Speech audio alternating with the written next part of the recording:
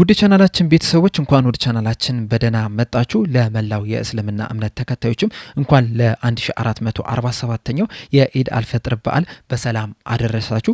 በዓሉም የሰላም የጤና እንዲሆንላችሁም ከልብ እመኛለሁ። ከቅዳሜ መጋቢት 12 በእንግሊዝ ፕሪሚየር ሊግ የ31ኛ ሳምንት መርሃ ግብር ሊቨርፑል ከብራይተን ጋር የሚገናኝ ይሆናል። ከዛ ጨዋታ በፊትም አሰልጣኝ አርነ ስሎት ከጋዜጠኞች ጋር ቆይታ አድርገው ነበር። በዚህ ቆይታቸውም የተለያዩ አስተያየቶችን ሰጥቷል። እነዚህንም የተሰጡትን አስተያየቶች ይዤላችሁ መጥቻለሁ። እስከ መጨረሻው ደቂቃ ድረስ አብራችሁ ቆይታችሁ እንድትከታተሉት በተሰጡት ሀሳቦች ዙሪያም ያላችሁን አስተያየት እንዳለ ኮሜንት ሴክሽን ላይ በመጻፍ እንድታሳውቁኝ ሰብስክራይብ፣ ላይክ፣ ሼር እያደረጋችሁ የቻናሉ ቤተሰብ እንድትሆኑ በአክብሮት እጠይቃለሁ። አሁን በቀጥታ ወደ ሰጡት አስተያየት የምንገባ ይሆናል። አብራችሁን ቆዩ። በመጀመሪያም በሞሐመድ ሳላህና በጆ ጎሜዝ ዙሪያ ነበር አስተያየታቸውን የሰጡት። በሰጡትም አስተያየት ሳላህ በጋላታሳራይ ጨዋታ ላይ ባጋጠመው የጡንቻ ጉዳት ምክንያት በነገው ጨዋታ ላይ የማይኖር ይሆናል። ለሊቨርፑል ጥሩነቱ እንደዚሁም ደግሞ ለግብጽ ብሔራዊ ቡድን መጥፎነቱ ከብራይተን ጨዋታ በኋላ የሀገራት ጨዋታ አለና ሊቨርፑል ቀጣይ ጨዋታውን የሚያደርገው ከሁለት ሳምንት በኋላ ነውና በእነዚህ ሁለት ሳምንት ውስጥ እንግዲህ ሞሐመድ ሳላህ ከጉዳቱ ለማገገም ጥረት የሚያደርግ ይሆናል። ከዚህ ቀደም እንደተመለከት ነው በጉዳት ምክንያት ለረዥም ጊዜ ከሜዳ ሲርቅ አልተመለከትነውም እና አሁንም በቶሎ ወደ ሜዳ ይመለሳል ብለን እንጠብቃለን። ጆ ጎሜዝ በአንጻሩ በጋላታሳራይ ጨዋታ ላይ ራሱ ለመጫወት ብቁ አልነበረም። ነገር ግን ደግሞ ምናልባት ካስፈለገን ተጫዋቾች ከተጎዱብን እንደዚሁም ወደ ጭማሪ ደቂቃዎች የምንገባ ከሆነ እናስገባዋለን በሚል ነበረ ስኳድ ውስጥ አካተ ነው የነበረው እንጂ ለጨዋታው ብቁ ስለነበረ አይደለም። በነገው ጨዋታ ላይም በተመሳሳይ ተቀይሮ ገብቶ ሊጀምር የሚችልበት እድል አለው። ነገር ግን ደግሞ በቋሚነት የመጀመር እድሉ በጣም ጠባብ ነው። በቋሚነት የሚያስጀምረውም አቋም ላይ አይደለም የሚገኘው የሚል አስተያየትን ሰጥተው በመቀጠልም በጋላታሳራይ ጨዋታ ላይ ያሳዩትን አይነት እንቅስቃሴን ለመድገም አስቸጋሪ በመሆኑ ዙሪያ በሰጡት አስተያየት ሁሌም ተጋጣሚ ቡድኖች ይዘውት የሚገቡት የጨዋታ ስታይል አንተ ላይ በጣም ከፍተኛ ተጽዕኖ ያድርጓል። ጋላታሳራይን ከተመለከታችሁ በጨዋታው ላይ በተወሰኑ አጋጣሚዎች የኛ ሞመንታዊ ለመግደል በጣም ጥረት ሲያደርጉ መመልከት ይችላል። ነገር ግን ደግሞ ከኋላ መስርተው ለመጫወትም ሲፈልጉ የተመለከትንባቸው አጋጣሚዎች አሉ። ምክንያቱም እነሱም እንደዚህ አይነት ያጫወትን ስታይልን የለመዱት በሊጋቸውም እንግዲህ አንደኛ ደረጃ ላይ ነው የተቀመጡት። ባለፈው ሲዝንም የዋንጫ ባለቤትም መሆንም ይችላልና እንደዛ ስትሆን ደግሞ ሁልጊዜም ከኋላ መስርተ የመውጣት ነገር እንደዚሁም ደግሞ ኳሱን የመቆጣጠር ነገር ይኖርባልና በጨዋታው ላይም ያንን ነገር ለመተግበር ነበረ ሲሞክሩ የነበሩትና ክፍት የሆነ ጨዋታ ካለ እንደዛ አይነት ፐርፎርማንስ ለመድገም ያን ያህል አያስቸግርም። ነገር ግን ደግሞ ክለቦች በጣም ጥቅጥቅ ብለው የሚከላከሉ ከሆነና መስመሮችን የሚዘጉብህ ከሆነ ግን አንተ ምርጥ የሚባል ፐርፎርማንስ ለማሳየት በጣም ነው የሚያስቸግርብህ። ከዚህ በፊትም እንግዲህ በተደጋጋሚ ተናግሬያለሁ። የማያምር ጨዋታን ከተመለከታችሁ በእኛ ጥፋት አይደለም። ምክንያቱም እኛ ሁልጊዜም የሚስብ ጨዋታ ለማየት የሚያጓጓ አይነት ጨዋታን ነው መጫወት የምንፈልገው።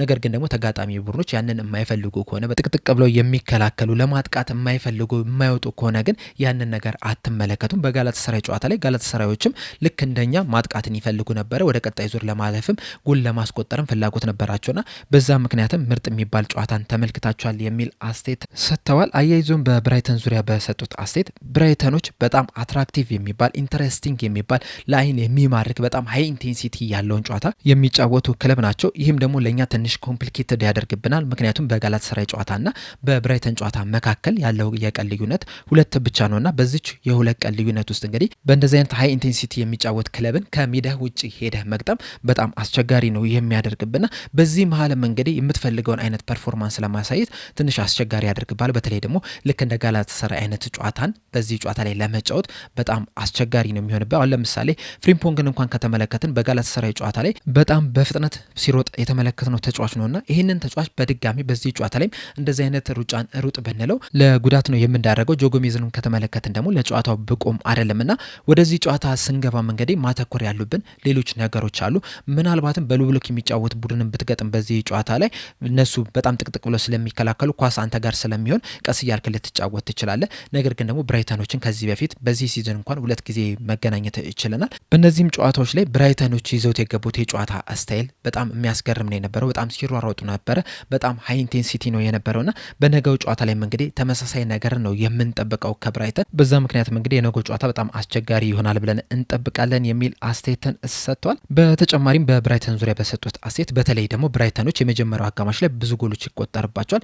ሊቨርፑሎች ደግሞ የመጀመሪያው አጋማሽ ላይ ብዙ ጎሎችን እያስቆጠሩ አይደለምና በዚህ ዙሪያ በሰጡት አስተያየት በዚህ ሲዝን እንዳጠቃላይም ብዙ ጎሎችን ማስቆጠር ላይ እየተቸገረ ነው የምንገኘው። ብዙ እድሎችን ብንፈጥርም ነገር ግን እነዚህን እድሎች ወደ ግብነት እየቀየርን አይደለም የምንገኘው። ይህን ለማመን ትንሽ ያስቸግራል። እንደዛም ቢሆንም ግን በነገው ጨዋታ ላይ በደንብ መዘጋጀት መቻል አለብን። ጨዋታው ከተጀመረችበት ደቂቃ ጀምሮ ያገኘናቸውን እድሎች ለመጠቀም ጎል ለማስቆጠር ዝግጁ መሆን መቻል አለብን። እንደዚሁም ደግሞ ብራይተኖች ይዞት የሚገቡትን ያጮት ስታይል ሁላችንም እናውቃለን። በጣም ኢንቴንስ ነውና ለዚህም ኢንቴንሲቲ መዘጋጀት መቻል አለብን። እንደዚሁም ደግሞ የነገው ጨዋታ እንግዲህ ቀን ላይ ነው የሚደረገውና ሮብ ምሽት ላይ በሻምፒዮንስ ሊግ ከጋላታሳራይ ጋር ተጫውተን እንደዚሁም ደግሞ ቅዳሜ ቀን ላይ ከብራይተን ጋር የምናደርገው ጨዋታ ነውና ለዚህም ደግሞ መዘጋጀት መቻል አለብን። በፊዚካል ደረጃም ብቻም ሳይሆን በአይምሯችንም ዝግጁ መሆን መቻል አለብን የሚል አስተያየትን እሰጥ። በተጨማሪም በዚህ ሲዝን ከብራይተን ጋር ስለተገናኙባቸው ሁለት ጨዋታዎች ዙሪያ በሰጡት አስተያየት በዚህ ሲዝን ሁለት ጨዋታዎችን ከብራይተን ጋር ማድረግ ችለናል። አንደኛው በካራባኦ ካፕ ነው፣ አንደኛው ደግሞ በፕሪሚየር ሊግ ነው። በሁለቱም ጨዋታዎች ላይ እንግዲህ ምንም አይነት ግብ አላስቆጠሩብንም። በእርግጥ የተለያዩ እድሎችን መፍጠር ችለው ነበር። በተለይ ደግሞ በሜዳችን በፕሪሚየር ሊጉ ባደረግነው ጨዋታ ላይ እድሎችን ሲፈጥሩ ተመልክተን ነበረ። እንደዛም ቢሆንም ግን ጎል ሳያስቆጥሩ መውጣት ችሏል። ሌሎች ጨዋታዎች ላይ ከተመለከታችሁ እንግዲህ አንዳንድ ክለቦች በጣም ጥቂት እድሎችን እኛ ላይ ፈጥሮ በነዛ ጥቂት እድሎች ጎል ሲያስቆጥሩ ተመልክተን፣ አንዳንድ ጊዜ ደግሞ ብዙ ቻንሶች ክሬት ተደርጎብን ነገር ግን ምንም አይነት ግብ ሳይቆጠርብን የወጣንባቸውም ጨዋታዎች አሉ። በተለይ ደግሞ ከብራይተን ጋር በፕሪሚየር ሊጉ ያደረግነውን ጨዋታ ከተመለከታችሁ በዛ ሰሞን እንግዲህ በጣም መጥፎ የሚባል ጊዜ ላይ ነው የነበርነው። በተደጋጋሚ ነጥብ እየጣልን እየተሸነፍን የነበርንበት ወቅት ላይ ነው የነበረው። እንደዚሁም በጨዋታው ላይም ብራይተኖች በጣም ብዙ እድሎችን ፈጥረውብን ነበረ። ነገር ግን ምንም አይነት ግብ ሳያስቆጥሩ እንደዚሁም እኛም ጎሎችን አስቆጥረን አሸንፈን ልንወጣ ችለናልና በነገው ጨዋታ ላይም እንግዲህ ይህ ነገር ይፈጠራል ብዬ ተስፋ አድርጋለሁ የሚል አስተያየትን ሰጥቷል። በመቀጠልም የምሳ ሰዓት ጨዋታዎችን ስለማድረግ ነበር አስተያየታቸውን የሰጡት። በተለይ ደግሞ በእኛ የቀን አቆጣጠር 8 ሰዓት 9 ሰዓት አካባቢ የሚደረጉ ጨዋታዎች ላይ በሰጡት አስተያየት ጨዋታዎች በእነዚህ ሰዓት መደረጋቸው ያን ያህል ቅር አይለኝም። ምክንያቱም ደግሞ እኛም በዛ ሰዓት ልምምዶችን ከዚህ ቀደም ስናደርግ ነበር። በዛሬው ዕለትም በዛ ሰዓት ነው ልምምድ የምናደርገው። ነገር ግን ደግሞ እኔ ትንሽ ቅር የሚለኝ ያን ያህል ኮምፕሌን ለማድረግ አይደለም። ነገር ግን ሮብ ምሽት በሻምፒዮንስ ሊግ ከጋላታሳራይ ጋር ጨዋታ አድርገ ከዛ በኋላ ቅዳሜ ከሜዳ ውጭ ከብራይተን ጋር ጨዋታ ማድረግ ግን ትንሽ አስቸጋሪ ነው የሚያደርገው። አሁን ሌሎቹን ክለቦች ከተመለከታችሁ ማክሰኞ የሚሆን ሮብ ምሽት ላይ ጨዋታ ያደረጉትን ክለብ ስትመለከቱ ሁሉም እሁድ ነው እየተጫወቱ የሚገኙት። እኛ ብቻ ነን ቅዳሜ እየተጫወትን የምንገኘውና ያም ትክክል ነው ብዬ አላስብም፣ ወይም ፌር ነው ብዬ አላስብም። ነገር ግን ደግሞ ለምን እንደዚህ እንደሚያደርጉትም ደግሞ እረዳቸዋለሁ።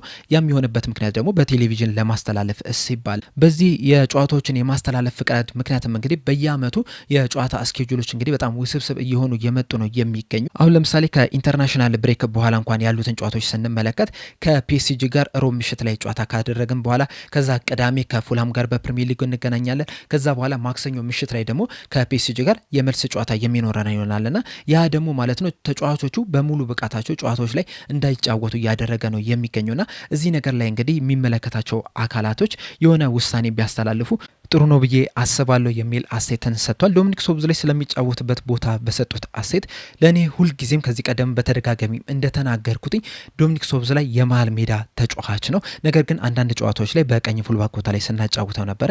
ያም የሆነበት ምክንያት ደግሞ እኔ በታክቲክ ልሂቅ ስለሆንኩ አይደለም። ነገር ግን አንዳንድ ጨዋታዎች ላይ ብቸኛው አማራጫችን ወይም ደግሞ የተሻለው አማራጫችን እሱ ሆኖ ስላገኘ ነው እዛ ቦታ ላይ ስናጫውተው የነበረው።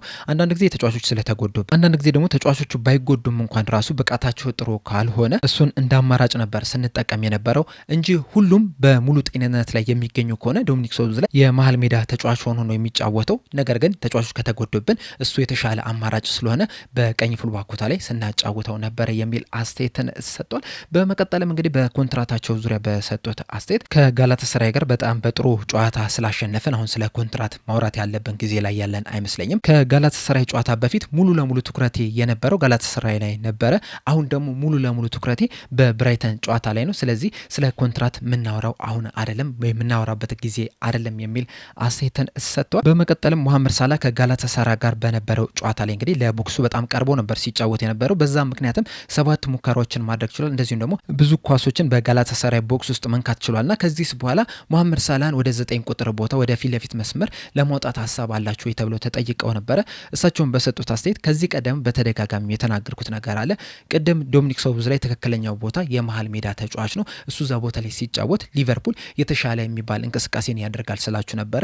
በተመሳሳይ መልኩ ሙሐመድ ሳላህም በቀኝ ክንፍ በኩል ሲጫወት ምርጥ ብቃቱን እንመለከታለን። ዋናው ነገር ግን ቡድኖች ይዘውት የሚገቡት ታክቲክ ነው። በጣም ጥቅጥቅ ብለው ወደ ኋላ ሰብሰብ ብለው የሚጫወቱ ከሆነ ብዙ ቻንሶችን ክሬት ማድረግ አችልም። ብዙ ቻንሶችን ክሬት ካላደረከ ደግሞ እንደ መሐመድ ሳላህ ያሉ ተጫዋቾች ጎል ማስቆጠር አይችልም። ከጋላታሳራይ ጋር ጨዋታው በጣም ክፍት ነው የነበረው። በዛ ምክንያትም እንግዲህ የተለያዩ እድሎችን መፍጠር ችለናል። ነገር ግን ደግሞ ጋላታሳራይን ከሊድስና ከሰንደርላንድ ጋር ልታወዳድራቸው አችልም። ምክንያቱም ሊድስና ሰንደርላንዶች ከጋላታሳራይ በጣም የተለየ ያጮት ስታይል ያላቸው። የኔ ግን ሁልጊዜም አላማዬ ተጫዋቾቼ ብዙ ጎሎችን እንዲያስቆጥሩ ብዙ ቻንሶችን ክሬት እንዲያደርጉ ነውና ያም ለማድረግ እንግዲህ ከፍተኛ ጥረት እያደረግን እንገኛለን የሚል አሴትን ሰጥቷል።